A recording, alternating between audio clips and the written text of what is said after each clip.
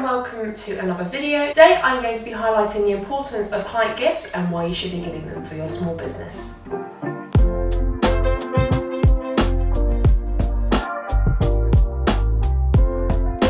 So, main question, why should you give client gifts in the first place? Well, first of all, it's a really nice touch. Everyone loves to be thought about. If you've ever been given flowers or chocolates or anything just on a whim, how nice was that? Well, you should give the same experience to your clients. It's all about the client experience. If you want people to keep coming back and get more clients, then you need to amp up your client experience. And a good way of doing this is client gifts. It makes your clients feel thought of, it makes them feel thankful that they hired you, and it also makes them more likely to recommend you down the line. So it's also a really good form of advertising as well. If you want to get that word of mouth out without having to spend lots of money on Facebook ads, this is actually a really good way to do it. And it's a really nice way to do it as well, where everyone benefits. At the end of the day, giving client gifts, your main priority should be to make your clients happy. I don't think about the potential gain I could get from it, though it is obviously a plus. But my main focus is to make my clients feel valued. The market I'm in as a wedding photographer is extremely oversaturated, and I want my clients to feel special, and this is one way to do that as well. So one thing to consider as well, if you're selling a tangible service, so not something physical, so for example, I'm selling wedding photography, but when people make that initial purchase, when they put their deposit down, at the time, they're not technically paying for anything, they're paying for something like a year, maybe even 2 years down the line. And a lot of people get buyer's remorse when they do that because they put a lot of money down and they don't actually have anything to show for it. So giving out a gift to say thank you for booking immediately after gives them something tangible, and it makes them feel a bit more valued, and it makes them feel like their purchase was worth it. Generally speaking, customer satisfaction increases when they have something tangible as opposed to something that you can't see or that you haven't received yet. So that's just another reason why client gifts are such a good idea. So one thing you want to consider for your client gifts is your brand. That's really, really important. You want to focus on who your audience is and what they like. So a luxury client may like a candle, for example, a customized candle in really nice wrapping, as opposed to lots of little things in a box that they may not use. Also consider whether your clientele is maybe outdoorsy, indoorsy, what do they like? Write down your target audience. If you already know that, brilliant. If not, have a think about it, sit down, who are you targeting? What do they like? What are their likes, dislikes? What do they believe in? All of that kind of thing. This brainstorming also helps you if you're creating your brand at the moment as well, because it helps you highlight the kind of things you want to be focusing on. So once you've got that list down, have a look through it and think, okay, what would this kind of client like as a gift? What would they appreciate? Would they like maybe a gift card to cinema, or would they prefer something physical like a candle? So that's the main thing when you're starting off looking at your gifts. If you're not sure where to start, just think about your ideal client and what they would like. Also think about what you would like. Most businesses' clientele are more aimed towards what the business likes. So for example, I want to attract the kind of couples like myself because I know we'll get along well. So I already know kind of what my ideal clientele like and dislike. So that's a good starting point. So if you're still stuck on what to pick for your clients, make it useful. You know when it's Christmas time and you get a gift and you're not really going to use it and it ends up just taking up space in your cupboard. No one wants that. It's more of a hindrance than a gift. So make it something useful. For example, I'm a wedding photographer. So I think, okay, what do my clients want? What's going to be helpful for them? A wedding planner might be helpful. Generally speaking, when it comes to planning your wedding, the photographer is one of the first things you book. So I'll hazard a guess that they haven't done much more planning than that so far. So a planner might be really helpful to them. A calendar even, something like that, maybe vow books. There's lots of things you can think about that would actually be useful to them, as well as being a really nice gift as well. So that's something to consider too. Generally speaking, the best form of advertising is presenting a common problem to your target audience and providing a way to fix that problem. So if you are using this strategy within your gift giving, that just really helps massively as well. Not only are you giving them a lovely gift, which is a really nice thought, but it's also really helpful to them and it's much more appreciated. This can be very useful when it comes to word of mouth recommendations, because when you give gifts that are really helpful as well, your clients are more likely to rave about that as well. So the most common question I think asked about client gifts is, how much do you need to spend on them? And the answer is really simple. It's not a lot. Again, it depends on your clientele.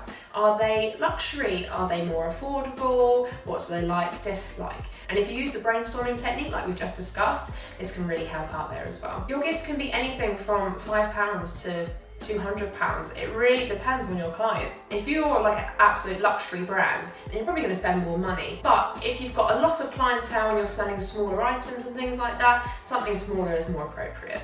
You don't have to go overboard. So every year I do something different for my clients. I like to change it up a bit. I don't want them to know what to expect, especially if they've been recommended by a previous client as well. I want to give them something new and fresh. This year I've gone for calendars for my clients. So what I've done is I have chosen some of my favourite photos from their wedding day and I've designed them into a calendar. Now I use a printing service online, so I often get discounts because I use them so much. So I've used this when I've designed my calendars and I've got them for half price. So I've got a really lovely product for them and it hasn't cost me much either, but the thought is still there. So it's a very useful item because they can use it as a calendar, and it also reminds them of their lovely wedding day every single day, which is really nice. And it also, as an added bonus, reminds them of you every day. Every day they look at their calendar, they remember that you photographed their wedding. Obviously this is coming from a wedding photographer's perspective, but you can use this for any small business. And at the end of the day, client gifts aren't a necessity, they're an extra. So it is just the thought that counts. You don't want to go overboard, it's literally just giving a little gift to your clients to make them feel appreciated. So what to use for client gifts? Well, there are so many ideas. This was something that I struggled with at first as well. One thing I do is I tend to cycle round. So I have a big list of things I like to give my clients and I do something different every single year. And then after a few years, I revert back to my original ideas. But generally speaking, some things do stay the same, they just change ever so slightly. So for example, in my case, I like to do date night boxes. So I send my couples either something I've made or from a service that provides date night boxes or cinema tickets, anything like that, about halfway through the process. If a couple has booked me a year in advance, around 6 months in, I will send them this gift. It's a nice thing to remind them of me because it's a long time since we've talked usually. So it's a nice thing to keep me in front of mind as well, whilst also being really appreciated by them, I assume, because they are in the midst of planning. It can get quite stressful. So reminding your couple to take a night off, enjoy each other's company, remember why they're doing this. And this is a really good way to do that by sending them a date night box or date night ideas, anything like that. I also give them thank you gifts. At the moment, I'm currently working on something really exciting. I'm creating my own bridal magazine. So that's going to be something I give my couples upon booking. That's going to be basically a really good guide into planning the rest of their wedding, what to expect from me when it comes to photos, all of that kind of thing. And it just makes them feel a bit more appreciated and that I'm kind of more invested in their wedding, as well as a little gift on the side. So all these little gifts can be many different things. You have soaps, candles, cinema tickets, gift cards, planners, like I said before, wedding planners, brilliant idea, vow books, all of that kind of thing. There's so many different things you can think of. Just have a Google, honestly. Go onto something like notonthehighstreet.com, that's a brilliant encyclopedia of different gifts you can give, and just get some inspiration and then draw down your ideas and see what you like best. A good thing to do as well, if you are using client gifts as a marketing strategy, is to also incorporate your branding or logo into the gifts. So for example, if you gave your clients a wedding planner, is there a way you can customize that wedding planner so it has your logo and your colors on it? Just an idea. Packaging. Always include a handwritten note or card. That is such a must. Remember, you are sending this to your clients from you, especially if you're a bigger business as well and you've got multiple employees. Something handwritten from the owner of the business really goes a long way. It makes you feel valued as a client, and it's obvious that you've actually sat down and spent the time to write this out as well. Write a thoughtful note. Remember, you want your client to feel valued, and that is the most important thing. Again, think about your branding. Can you incorporate your colours or your logo into the packaging somehow? Can you buy coloured packaging that matches your brand colours maybe? And make it nice. If you don't know how to wrap, just YouTube it. Like, do some nice wrapping. I have to admit, I am not the best, I am working on that, but just try and put some thought into it. For example, tissue paper instead of wrapping paper.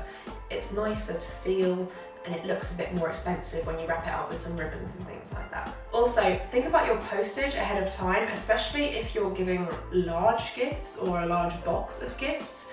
Mine tend to be a bit smaller so they can fit in parcel envelopes, but if they are bigger, make sure you go to the post office and work it out ahead of time, because you don't want to be stuck paying twice as much packaging as you did for the actual product itself that you're sending. For example, if you want to spend about £5 on your clients and you end up spending £15 on postage, you've kind of messed up there. So that's definitely something to consider.